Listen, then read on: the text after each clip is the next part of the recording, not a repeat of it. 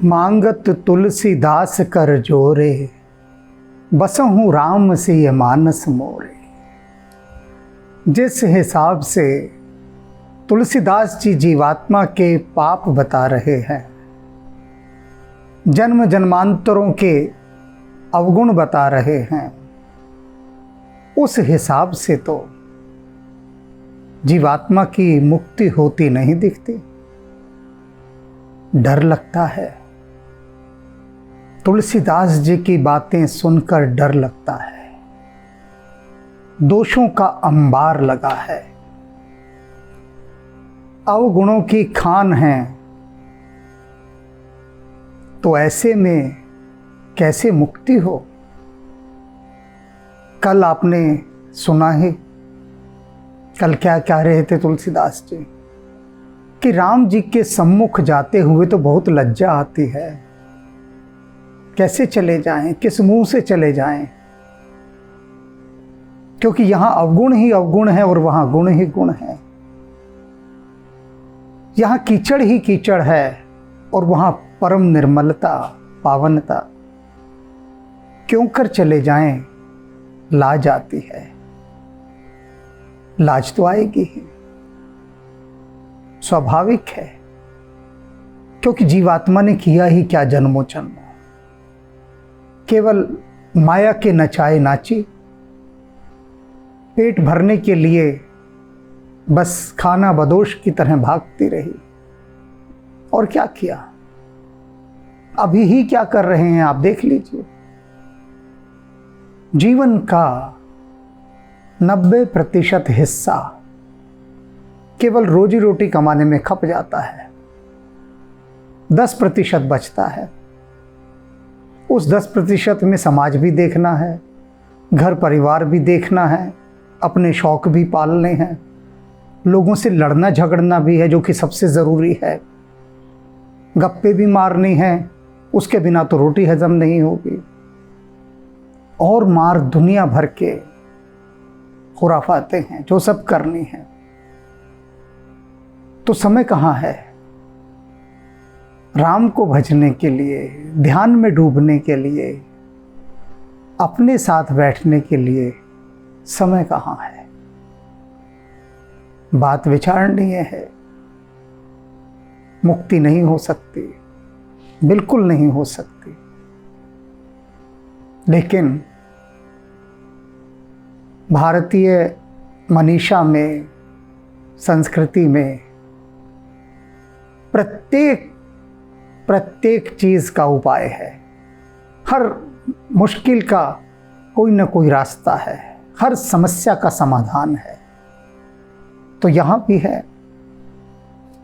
क्या है, तुलसीदास जी ऐसा मार्ग बता रहे हैं कि जिस मार्ग को सुनने के बाद, हृदय में उतार लेने के बाद परम संतुष्टि प्राप्त होती है। तो उस मार्ग पर आज हम चलते हैं। जाको हरि दृढ़ करी अंग करयो।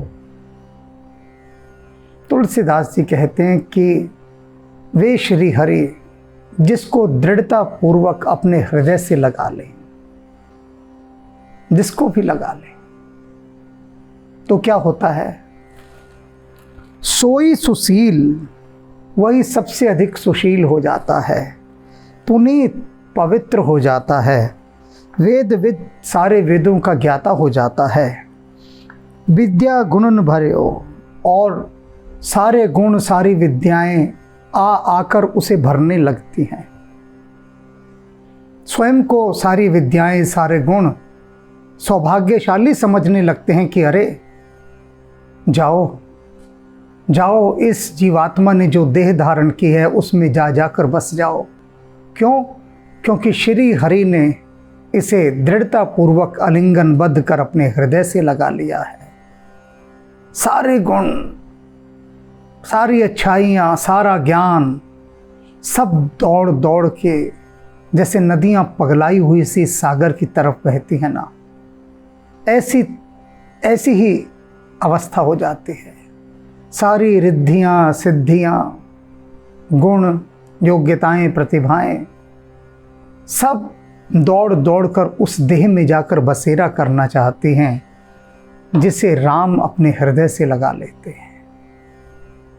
उदाहरण दूंगा, ऐसे नहीं कहूंगा कि यूं ही कह दिया तो बात समझ ना आएगी, हृदय में न उतरेगी, बुद्धि भरमा जाएगी। इसलिए उदाहरण देना बहुत आवश्यक है, बहुत आवश्यक। रामकृष्ण परमहंस निबट अनपढ़, अंगूठा भी लगाना नहीं जानते थे।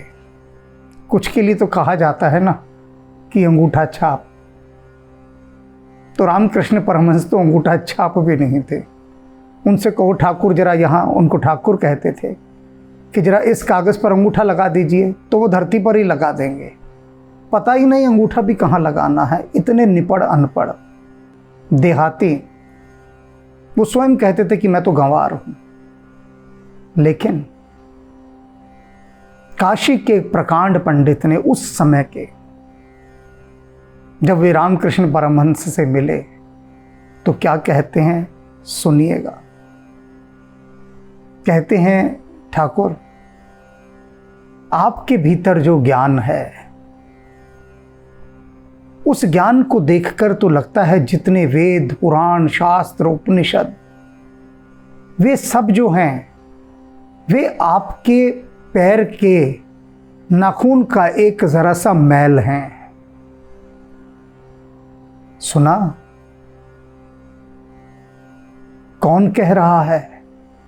उस समय काशी का प्रकांड पंडित, सबसे बड़ा पंडित, उसने कहा रामकृष्ण परमहंस के लिए सारा ज्ञान, विज्ञान, अध्यात्म सब कुछ उनमें समाया, दौड़ दौड़ कर समाया, जा जाकर समाया। तो जिस पर राम कृपा कर देते हैं, जिसे हृदय से लगा लेते हैं, आलिंगनबद्ध कर लेते हैं, दृढ़ता पूर्वक पकड़ लेते हैं, थाम लेते हैं, कहते हैं ना, जा पर कृपा राम की होई, ता पर कृपा करे सब कोई। तो सब कोई दौड़ दौड़ कर उस पर जाकर कृपा करने लगते हैं। तो मुक्ति का तो मार्ग है, बिल्कुल है। अजामिल पर कृपा की, अंगुलीमाल पर कृपा की, भगवान वाल्मीकि पर कृपा की, निषाद राज, गुहू, केवट, शबरी, सुग्रीव, विभीषण, जटायु, कहां कहां तक गिनाऊं। कालिदास, ऐसा मूर्ख जो जिस शाखा पर बैठा उसे ही काट रहा है। मूर्ख शिरोमणि कालिदास। क्षमा चाहता हूं कालिदास जी से, लेकिन उनका दूसरा पक्ष दिखाने के लिए यह कहना आवश्यक है कि वह कालिदास भारत का गौरव, मां सरस्वती कैसी प्रसन्न हुई, और अनंत उदाहरण हैं। कबीर साहब,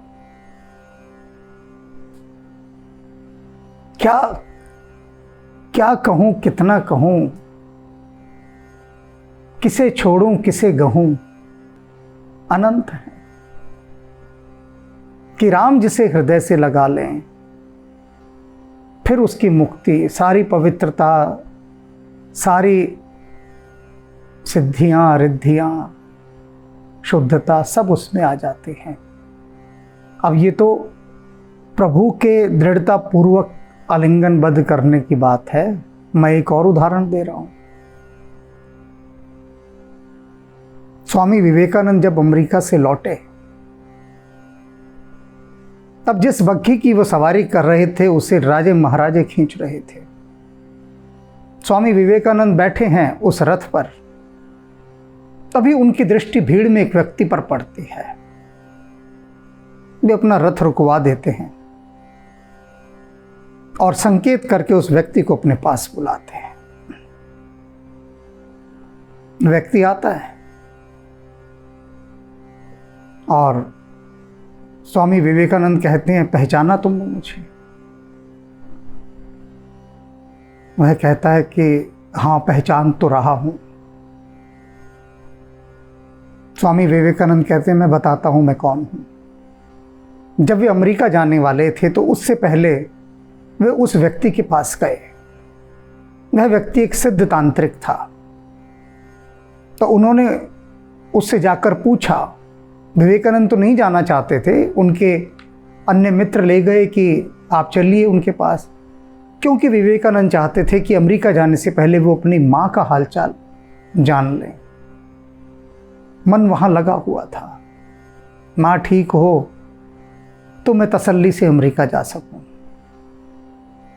तब उनके मित्र लेकर गए उस तांत्रिक के पास कि वह सिद्ध है, आपकी माँ का हाल यहीं बैठे बैठे बता देगा। स्वामी विवेकानंद को भरोसा तो नहीं आया कि ऐसे कैसे हो सकता है, पर वो गए उसके पास, बैठे। तांत्रिक ने अपनी आंखें बंद की और बताया कि यह आपका घर है। सारे घर का मानचित्र बता दिया और कहा कि आपकी माँ इस समय यहाँ बैठी ऐसे ये घर के काम कर रही है। सब कुछ बताया और वो बिल्कुल ठीक है, निश्चिंत रहिए आप। और स्वामी विवेकानंद को भरोसा आ गया, क्योंकि सब कुछ बता दिए। एक अनजान आदमी, बहुत दूर बैठे थे वे, तब शायद मद्रास में थे, और उसने सब कुछ बता दिया। तो स्वामी जी ने उससे पूछा कि तूने ये सब कैसे बताया? तो उसने कहा कि मेरी सिद्धियां हैं, उन सिद्धियों से बताता हूं मैं। तब स्वामी जी मुस्कुरा दिए। तो वह तांत्रिक पूछता है, आप मुस्कुरा क्यों रहे हैं? तो वे कहते हैं कि ये सारी सिद्धियां मेरे पास भी हैं, लेकिन मैं इनका इस्तेमाल नहीं करता, क्योंकि मेरे गुरु ने मुझसे कहा था कि ये जो सिद्धियां हैं ये ईश्वर के मार्ग में सबसे बड़ी बाधक है। यदि इन सिद्धियों का उपयोग करोगे तो समझ लो कि भटक गए, बीच में ही अटक गए, फिर ईश्वर प्राप्ति संभव नहीं। क्योंकि जब रामकृष्ण परमहंस ने विवेकानंद को सिद्धियां दी, तब विवेकानंद ने पूछा था कि क्या ये ईश्वर प्राप्ति के मार्ग में सहायक होंगी? तब ठाकुर रामकृष्ण परमहंस देव जी ने कहा कि नहीं, ये बाधक होंगी, साधक नहीं है, बाधक हैं। सिद्धियां सबसे बड़ी बाधक हैं ईश्वर प्राप्ति में, क्योंकि सिद्धियों के उपयोग से अहंकार में वृद्धि होती है, मन उसी ओर गिर गिर जाता है, इसलिए इनका उपयोग वर्जित है। यदि ईश्वर प्राप्ति के मार्ग में जाना, वे सिद्धियां पड़ी रही स्वामी जी के भीतर, उन्होंने मुड़कर भी उनकी ओर नहीं देखा। तो जब वे लौटकर आए, उसको रथ पर बुलाया, उस तांत्रिक को, उसके दोनों हाथों से उसके कंधे पर हाथ रखा और कहा, तुम्हारा ऋण है मेरे ऊपर। तब मेरे पास कुछ था ही नहीं तुम्हें देता। कई बार सोचा तुम्हारा ऋण कैसे उतारूं। एक बात पूछता हूं, क्या ईश्वरीय मार्ग में आगे बढ़ पाए तुम? वह तांत्रिक बोला, नहीं, कण मात्र भी नहीं। तब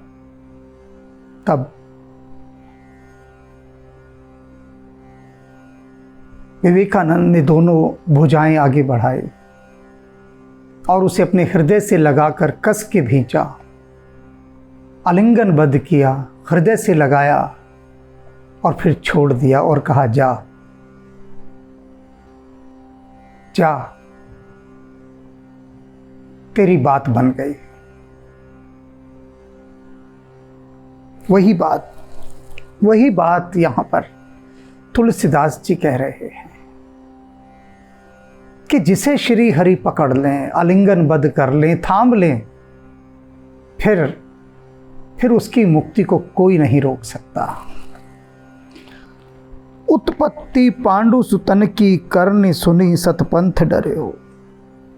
अब उदाहरण तुलसीदास जी दे रहे हैं, अभी तो मैंने दिया था, अब तुलसीदास जी दे रहे हैं। कहते हैं कि पांडवों की जो उत्पत्ति हुई, उनका जो जन्म हुआ और पांडवों की जो करनी थी, उसको देखकर सत्य पथ भी लजा जाता है, सन्मार्ग भी सिर झुका लेता है, सत्य भी लजा जाए पांडवों की उत्पत्ति देखकर।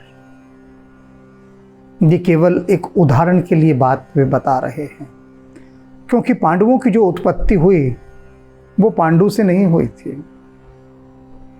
पांडु से नहीं हुई थी। पांडु तो शापग्रस्त थे, उन्होंने एक मृग और मृगी की हत्या कर दी थी और तब मृग ने शाप दिया था कि जब भी तुम अपनी पत्नी के पास जाओगे तुम मर जाओगे, उसका स्पर्श करते ही मर जाओगे। तो पांडव सदा दूर रहे अपनी पत्नी से। अब एक दिन पांडु ने देखा कि कुछ ऋषि ब्रह्मा जी से मिलने जा रहे हैं, तो उन्होंने कहा कि मैं भी चलना चाहता हूँ। तो ऋषियों ने कहा निसंतान व्यक्ति को वहाँ जाने का अधिकार नहीं है।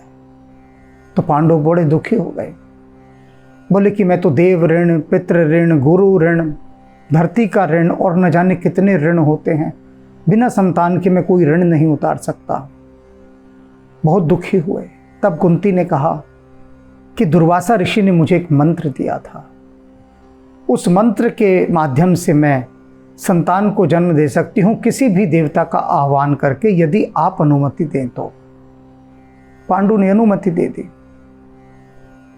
कुंती ने धर्म का आह्वान किया, तो धर्म के आह्वान से कुंती को जिस पुत्र की प्राप्ति हुई उसे धर्मराज युधिष्ठिर कहा गया। इंद्र के आह्वान से अर्जुन और पवन वायु देवता के आह्वान से भीम।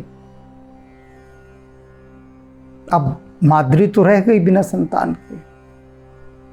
तब पांडु ने कहा कि माद्री निसंतान, माद्री का क्या होगा। कुंती ने कहा यदि आप कहें तो मैं उसे भी इस मंत्र की दीक्षा दे दूं।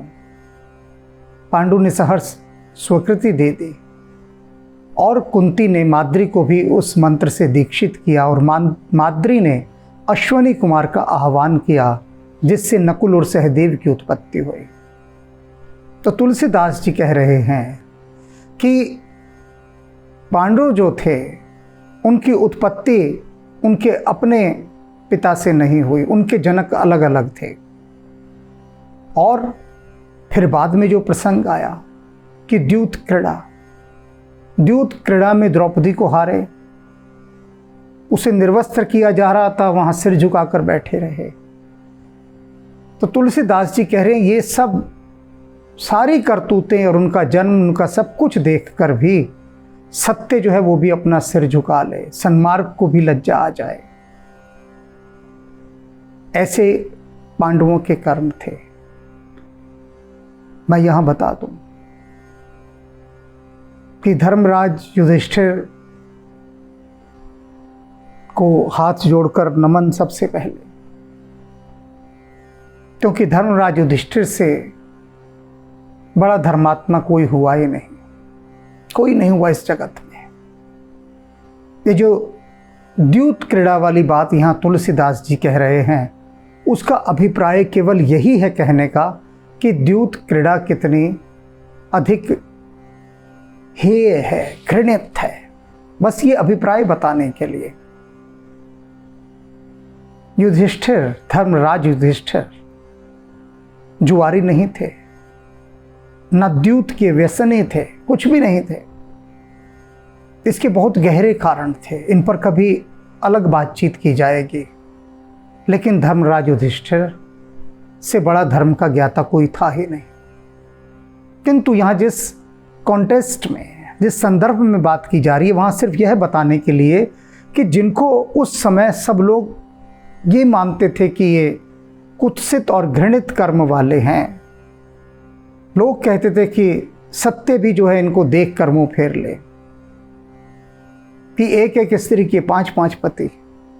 कहते उन पांडवों ते त्रिलोक के पूज्य पावन जस मुनि सुनि लोक तरेओ। कहते वो जो पांडव थे जिनको लोग घृणित मानते थे, ते त्रिलोक के पूज्य, वे तीनों लोकों में पूजे गए, पूजा की गई उनकी। जिन्हें उस समय संसार कहता था ये तो जुआरी हैं, अपने बाप की भी औलाद नहीं है। देखो एक पत्नी के 5-5 पति हैं, ऐसा ऐसा कहकर जो कलंकित करते थे, उनकी तीनों लोकों में पूजा की गई। क्यों? क्योंकि भगवान कृष्ण ने उन्हें अपने हृदय से लगाया हुआ था, दृढ़ता पूर्वक पकड़ा हुआ था। जिसे कृष्ण ने थामा हो उसे कौन पतित कह देगा, कौन कह देगा। तो तीनों लोकों में पूजा की गई। पावन जस सुन सुन लोक तर्यो, और उनके पावन यश का गुणगान सुन सुनकर लोगों ने मुक्ति प्राप्त की है। देखिए, उनका यश सुनकर लोगों ने मुक्ति प्राप्त की है। धर्मराज युधिष्ठिर की जय बोलने से भीतर धर्म का वास होता है। पूरे अखिल ब्रह्मांड में एक भी उदाहरण ऐसा नहीं है, एक भी, सिवाय धर्मराज युधिष्ठिर के, कि जो सदेह स्वर्ग गए हों। कहते हैं ना, बिना मरे तो स्वर्ग भी नहीं मिल सकता, लेकिन युधिष्ठिर को मिला। सदेह स्वर्ग जाने का एकमात्र, स्वयं भगवान कृष्ण भी सदेह स्वर्ग नहीं गए, राम भी नहीं गए, तो लगा लीजिए कि युधिष्ठिर धर्म का अवतार थे या नहीं थे। केवल युधिष्ठिर ही गए। तो इतने महिमावान थे पांडव, पर उनकी महिमा को समझने के लिए पांडवों की, युधिष्ठिर, धर्मराज युधिष्ठिर की गहराइयों को समझने के लिए तो बड़ा महान गोताखोर बनना होगा। और गोताखोर से भी बात नहीं बनेगी, बहुत बड़ी सबमरीन चाहिए, गहरी पनडुब्बी जो बहुत गहराई में जाती हो, तब जाकर थोड़ा बहुत धर्मराज युधिष्ठिर के भीतर थोड़ा बहुत झांका जा सकता है। अन्यथा धर्मराज युधिष्ठिर, भगवान कृष्ण भी जिनके आगे जाके नतमस्तक होते थे। और ये सारे पांडव तीनों लोकों में पूजे गए। क्यों?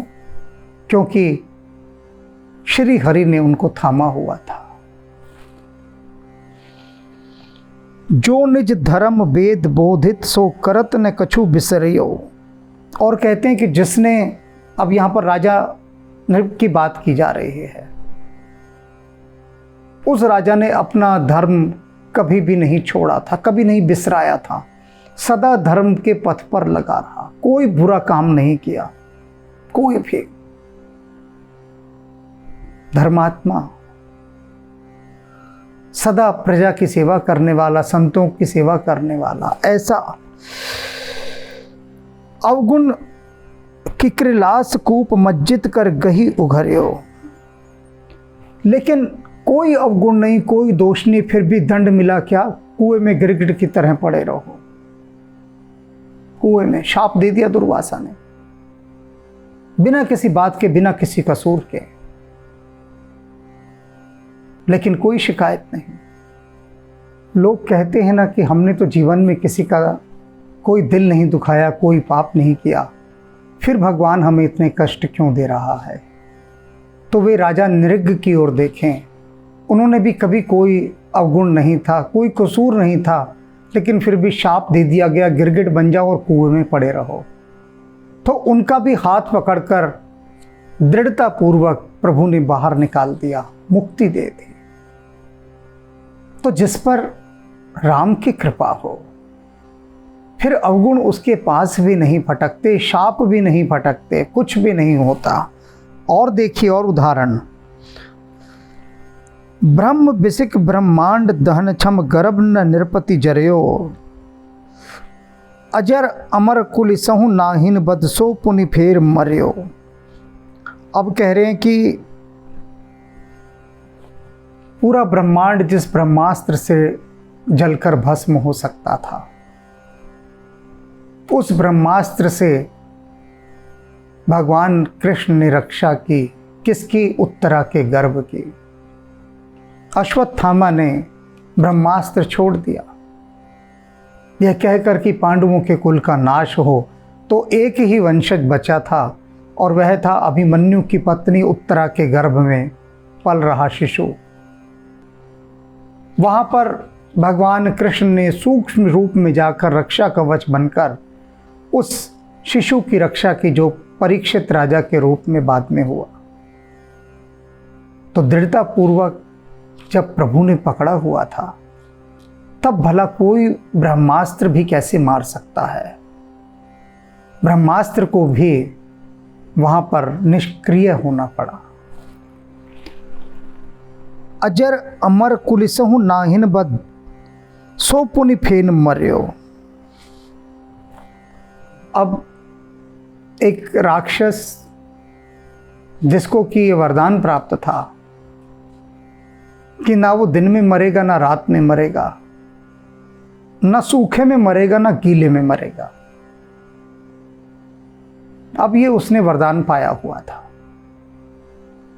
और इंद्र से भिड़ जाता है। तब इंद्र अपने वज्र से भी उसे मारते हैं, वह नहीं मरता।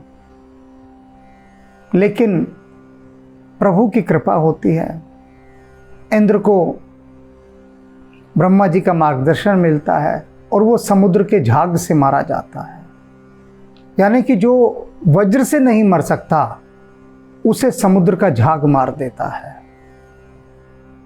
अर्थात कि इंद्र ने दृढ़ता पूर्वक प्रभु को पकड़ लिया था, थाम लिया था। इंद्र ने क्या थाम लिया था? प्रभु ने इंद्र को थाम लिया था। और प्रभु के थामते ही जिस वज्र से वह राक्षस नहीं मर रहा था, वह सागर के झाग से मारा गया। विप्र अजामिल अरुसुरपति ते कहाँ जो नहीं बिरगरियो। कहते हैं वो जो ब्राह्मण अजामिल था और इंद्र, इन दोनों में अवगुण ही अवगुण भरे हुए थे। दोनों में इंद्र तो परम विलासिता का प्रतीक और अजामिल पाप का प्रतीक, लेकिन उन दोनों के इन अवगुणों भरे चरित्र को भगवान ने देखा ही नहीं, इग्नोर कर दिया, नज़रअंदाज कर दिया और उन्हें परम पवित्र करके अपने धाम में स्थान दे दिया। उनको कियो सहाय बहुत उनको संताप हर्यो। उनके बड़े सहायक हुए, क्योंकि अजामिल तो सोच ही नहीं सकता था, ना इंद्र सोच सकता था, लेकिन उनके हृदय का संताप हरा। उनको संताप हर्यो, उनके बहुत सहायक बने, उनके हृदय का संताप हरा, उनको अपने परम धाम में स्थान दिया। गणिका अरु कंदर्प ते जग में अगन है करत उबर्यो। वो जो गणिका थी वेश्या, वो और कामदेव, इनके समान कौन पापी हो सकता है? लेकिन फिर भी जग में अग्नय करत उबर्यो, ये संसार में उबर नहीं सकते थे, लेकिन श्री हरि ने उनको दृढ़ता पूर्वक पकड़ लिया, थाम लिया। और फिर तो मुक्ति ही मुक्ति है और कुछ बचता ही नहीं। तिनको चरित्र पवित्र जान हरि निज हृदय भवन धर्यो। उनके चरित्र को प्रभु ने पवित्र माना। जिसको सारा संसार मान रहा है कि वेश्या, कामदेव ये दोनों अपवित्र हैं, लेकिन प्रभु ने उनको पवित्र मानकर अपने हृदय में स्थान दे दिया। कितनी बड़ा हृदय कि प्रभु को अवगुण दिखाई ही नहीं दे रहे और अपने हृदय में स्थान दे दिया। हरि निज हृदय भवन धर्यो, और उनको अपने भवन में अर्थात अपने धाम में स्थान दे दिया। परम धाम में उनको कहा यहां आ जाओ, मुक्त कर दिया। के ही आचरण भलो माने प्रभु, सो तो न जानी पर्यो। अब ये असली बात आती है। तुलसीदास जी कहते हैं, प्रभु को आपका कौन सा आचरण भा जाए, कुछ नहीं कहा जा सकता, कुछ भी नहीं कहा जा सकता। के ही आचरण भलो माने प्रभु। आपके किस आचरण को प्रभु अच्छा मानेंगे, भला मानेंगे कि तो बहुत अच्छा काम कर रहा है भाई, दर्शन दो इसे फटाफट। सो तो न जानी परे हो, वह नहीं जाना जा सकता। किस बात पर प्रभु रीझ जाएं, किस बात पर, कुछ भी नहीं कहा जा सकता। योगी जन्म जन्म खपा देते हैं, साधना करते, सिद्धियां करते, ये करते वो करते, प्रभु देखते भी नहीं। लोग बड़े बड़े भंडारे करते हैं, लाखों लोगों को भोजन कराते हैं, दान देते हैं, क्या क्या नहीं करते, प्रभु देखते ही नहीं। और एक चोर शिवलिंग के ऊपर पैर रखकर और घंटा उतारने लग जाता है चोरी करते हुए, और प्रभु रीझ जाते हैं, प्रसन्न हो जाते हैं, दर्शन दे देते हैं। बताइए, तुलसीदास जी का जीवन खप गया। रामचरितमानस, विनय पत्रिका, हनुमान चालीसा, बजरंग बाण, क्या क्या लिख लिख कर कलम घिस मारी, सब कुछ कर दिया। राम जी ने दर्शन नहीं दिए। और जब तुलसीदास जी से जलने वाले कुछ विद्वानों ने चोरों को भेजा कि जाओ तुलसीदास की कुटिया से जाकर वो ग्रंथ चुरा लो जिसको रामचरितमानस कहते हैं और तुलसी जी से गाता फिरता है, वो ग्रंथ ही चोरी हो जाएगा, झगड़ा टंटा सब समाप्त। ना रहेगा बांस, ना बजेगी रामचरितमानस की बांसुरी, वो बांसुरी चुरा लाओ, तोड़ ताड़ तो हम देंगे।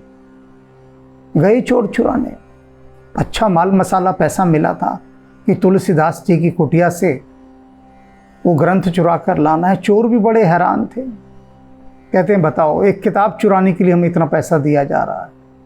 गए चुराने कि सांझ हो जाए, तुलसीदास सो जाए तो कुटिया है, दरवाज़ा है, ताला वाला तो लगा नहीं, अंदर घुस के चुरा लाएंगे। तो बैठे थे झाड़ों में, सांझ हो गई, देखते हैं चोर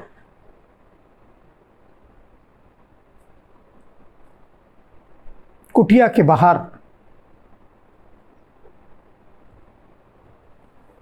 धनुष बाण कंधे पे धरे हुए राम और लक्ष्मण चौकीदारी कर रहे हैं, पहरा दे रहे हैं, जैसे कि गार्ड घूमते हैं इधर से उधर, तलवार लटकी हुई है, पहरा दे रहे हैं। चोरों के तो होश उड़ गए, पागल हो गए, भागे पागल होकर कुटिया की तरफ, घुस गए कुटिया में और तुलसीदास के पैर पकड़ लिए। अब तुलसीदास घबराए, आधी रात को कोई सो रहा हो और उसके आके कोई पैर पकड़ ले तो आदमी तो घबरा ही जाएगा ना कि क्या हुआ ये सब। उठे,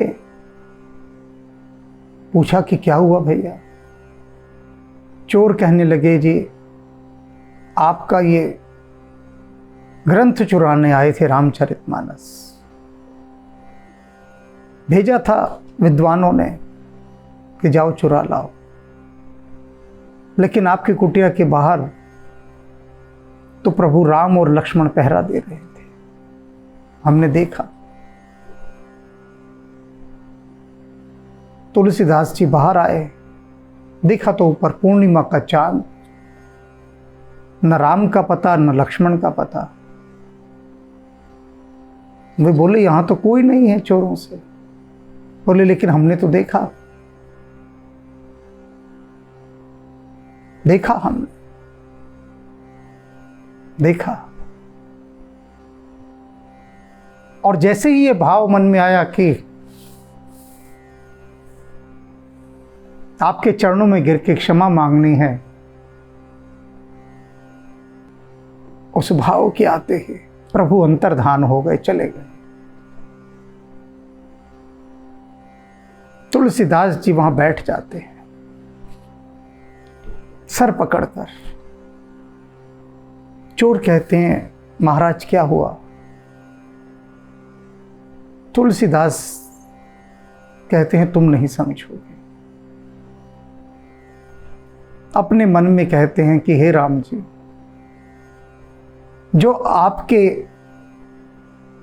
चरित्र को लिख लिख कर, मारा मारा फिर फिर कर आपके गीत गाता है, उसे तो आपने दर्शन नहीं दिए, इन चोरों को आपने दर्शन दे दिए। मैं दिन रात पुकारता रहता हूं, आप मुझे दर्शन नहीं दिए, इन चोरों को दर्शन दे दिए। तब ये बात के ही आचरण भलो माने प्रभु, सो तो न जाने पर्यो, सो तो न जान पर्यो। वह नहीं जाना जा सकता कि प्रभु को कौन सा, किसका आचरण क्या पसंद आ जाए और किस आचरण से रीझ कर प्रभु किसे क्या दे डालें, किस पर प्रसन्न हो जाए। बैठा था न्यूटन पेड़ के नीचे, सेब गिरा आकर सिर के ऊपर। प्रभु ने मुस्कुराकर देखा, प्रसन्न हो गए राम जी कि वाह क्या नजारा है, न्यूटन के सिर पे सेब गिर रहा है। हंसी आ गई प्रभु को और प्रभु ने कहा, जा, तुझे गुरुत्वाकर्षण का सिद्धांत बख्शता हूं, लॉ ऑफ ग्रेविटी। उसे दे दिया।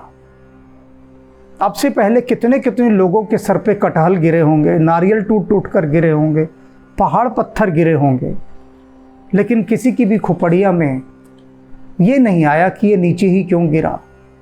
गुरुत्वाकर्षण का सिद्धांत क्यों नहीं पैदा हुआ भाई? क्योंकि राम जी उसको देखकर मुस्कुराए नहीं थे, न्यूटन को देखकर मुस्कुरा दिए। कहा, जा बेटा, ये तो गुरुत्वाकर्षण का सिद्धांत सदा से था, तेरे नाम मैं कर रहा हूं, जा। ये तेरे नाम लिख दिया और हो गया। तो कुछ नहीं कहा जा सकता प्रभु किसकी किस बात से रीझ जाए। तुलसीदास रघुनाथ कृपा को जोवत पंथ खरे। तुलसीदास जी कह रहे हैं, बस मैं तो पंथ जो रहा हूं, बाट जो रहा हूं, रास्ता देख रहा हूं कि देखें प्रभु किस बात से रीझ जाते, किस बात से। मेरे मुझे तो नहीं पता, किसी को भी नहीं पता, वे ही जानते हैं। तो ठीक है, वे ही जाने, तो मैं तो उनकी कृपा दृष्टि की बस प्रतीक्षा कर रहा हूं, राह देख रहा हूं। बिल्कुल वैसे जैसे शबरी राह देखती थी, किंतु शबरी की राह देखना और हम लोगों की राह देखने में बहुत अंतर है, बहुत अंतर। शबरी शांत बैठी है, कोई शिकायत नहीं, कोई व्याकुलता नहीं, कुछ भी नहीं, कोई चिट्ठी पत्री नहीं, कोई संदेशा नहीं कि भैया जरा जाते हो उधर, वनों में मिलेंगे राम जी, बोल देना शबरी कब से बाट देख रही है। सवाल ही नहीं होता। राम को कभी कोई संदेशा नहीं पहुंचाया, किसी प्रकार का कोई संदेशा नहीं कि मैं भी हूं एक शबरी आपके इंतजार में बैठी। कोई नहीं जानता शबरी को, किंतु राम जहां धरती प्यासी होती है, बरस जाते, बरस जाते। तो तुलसीदास जी जो बात आज बता दिए हैं, उसे समझ लीजिए कि राम जिसे थाम ले फिर उसमें कोई अवगुण नहीं रह जाता, और राम कब किसकी किस बात पर रीझेंगे यह भी कुछ नहीं कहा जा सकता, कुछ भी नहीं। बस हमें तो उनके रीझने की बाट भर देखनी है, इंतज़ार देखना है, यही करना है, प्रतीक्षा ही हो जाना है। प्रतीक्षा हो जाना सबसे बड़ा मार्ग है। अपने हृदय रूपी घर को प्रतीक्षा बना लें, बस इतना भर हो जाए पर्याप्त है। मंगल भवन मंगलहारी, द्रवहु सुदशरथ अजिर बिहारी। हरि अनंत हरि कथानंता, कहहि सुनहि बहु विधि सब संता। रघुकुल रीति सदा चली आई, प्राण जाए पर वचन न जाई। कलयुग केवल नाम आधारा, सुमिर सुमिर नर उतरे हो पारा। दीन दयाल बिरदु संभारी, हरौ नाथ मम संकट भारी। जा पर कृपा राम की होई, ता पर कृपा करे हर कोई। मंगल भवन मंगलहारी, द्रवहु सुदशरथ अजिर बिहारी। जय सिया राम जय जय सिया राम, जय सिया राम जय जय सिया राम। जय सिया राम जय जय सिया राम, जय सिया राम जय जय सिया राम। जय सिया राम जय जय सिया राम, जय सिया राम जय जय सिया राम। जय जय सिया राम जय जय सिया राम।